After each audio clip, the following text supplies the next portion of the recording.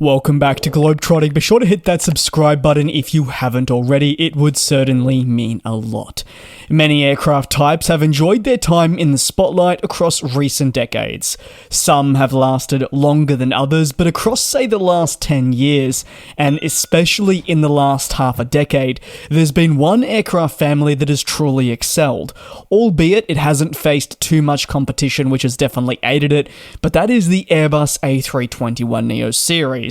It also is a family. I say family because this now spans across several leading variants, with each aircraft type offering customers something different and the capabilities adjusted ever so slightly to benefit airlines.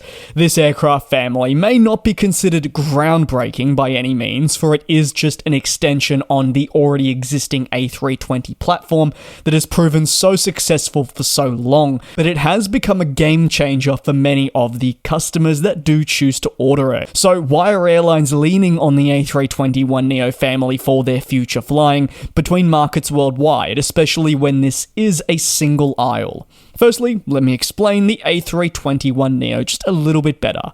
While the company does offer its base variant, it's been in the form of the A321LR and upcoming A321XLR, where customers have shown off what the capabilities can truly offer them. The latter is yet to fly with customers aboard or be certified, at least at the time of recording this, which is in May.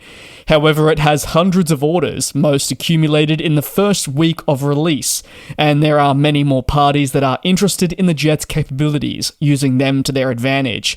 The XLR promises more range than the LR and a substantial increase from the base A321neo, but what makes this so attractive? Progress, and more progress. Our industry is continuing to move forward, thankfully, and with that, and a reflection of the progress is evident in the changes undertaken by key airlines on just how they choose to operate their flights to certain markets.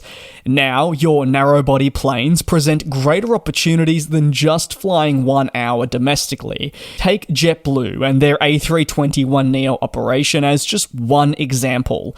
This has allowed them to venture into Europe from the east coast of the United States, and on a much smaller scale than aircraft that previously were doing this on these exact route segments, and JetBlue is able to do it at a fraction of the cost, thanks to efficient engines and the overall makeup of the plane. This means that JetBlue can now compete in new markets by offering its own service, and they're not the only example of many that are adopting something similar. But take a look now at Jetstar, the complete other side of the world, and the addition of the A321LR has shown not all markets need to be served by a 787 Dreamliner. And with the LR's arrival, easing pressures on existing wide-body aircraft has happened, therefore freeing up your larger planes to serve either new or underserved markets previously featured on the network. Ultimately, thanks to the enhanced capabilities of these single-aisle jets I speak of, there's more opportunity than ever for these airlines to not just rely on larger aircraft to reach new markets that maybe they had not envisaged as being possible. Let's take a look at the United Kingdom. And for an airline that is flying from the United States, they probably would head into London, whether that is Gatwick or Heathrow. But let's say from the East Coast, they also had a lot of interest in serving markets such as Manchester, but they didn't have an aircraft that was ideal. Well, the A321's capabilities could make this now possible and present a fantastic new endeavour for the airline in question. That is where the positives are. Narrow-body aircraft like the A321LR and XLR offer also pretty hefty cost advantages. They are not just cheaper to purchase and operate compared to your wide-body jets, they have lower fuel consumption and lower maintenance costs. This, though, doesn't mean that wide-bodies are useless. That's something I've definitely got to preface. Basically, the continued advancements of narrow-bodies mean that airlines can rethink how they operate their aircraft within their fleet and just what aircraft they actually need to complete the missions that they desire. What this also does is present opportunities for more modest and niche-based airlines to expand their network without needing to splash big and purchase, say, a Boeing 787 to fund their international flying, when you have smaller, efficient narrow bodies that are possible to acquire on a cheaper level, but still with a capacity that would make these international flights worth the respective airlines' while. There are other considerations too, such as increased load factors. While the A321neo family does have a smaller overall capacity than your wide bodies, airlines can fill up these aircraft far quicker than a 787. Now, this is important to note, especially if you are a more modest company with no wide bodies in your fleet, or potentially you're looking at sending an aircraft to a market that would not have enough demand, say, on a daily or 3 times weekly basis to fill a huge wide body such as the Dreamliner. While some airlines will be willing to take the associated risk of using wide bodies, others will know the risks far outweigh the positives and believe that the end result might not be worth taking. This could be down to factors such as investments, their cash position, and more. Single-aisle jets don't necessarily replace wide-body aircraft in all cases. They are, though, a brilliant alternative for companies that are looking to extend their aircraft portfolio or build upon an already thriving base.